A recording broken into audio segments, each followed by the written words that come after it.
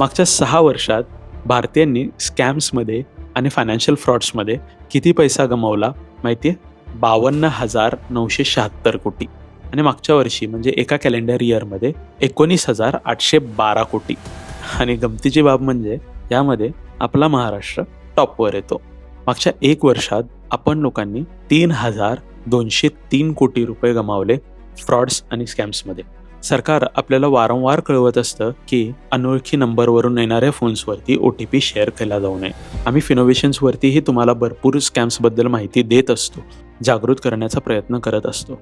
तरीही आज आपण काही मूलभूत चुका करतो. OTP देणं आणि सर्वात यामध्ये खतरनाक जे स्कॅम आता घडत आहेत ते आहेत डिजिटल अरेस्टचं. या स्कॅम्समध्ये ही लोकं आपल्या आईवडिलांना मूळतः टार्गेट करतात. त्यामुळे आता आपल्याला आपल्या आईवडिलांनाही थोडंसं जागरूक करण्याची गरज आहे. असे स्कॅम्स होत आहेत आणि AIद्वारे आपला आवाज जनरेट केला जाऊ शकतो फोनवरती, हे त्यांना समजावणं गरजेचं आहे. आणि त्याचसोबत असा काहीही फोन आला तर सर्वात पहिला तुम्हाला कॉल करण्याची त्यांना कल्पना नक्की द्या.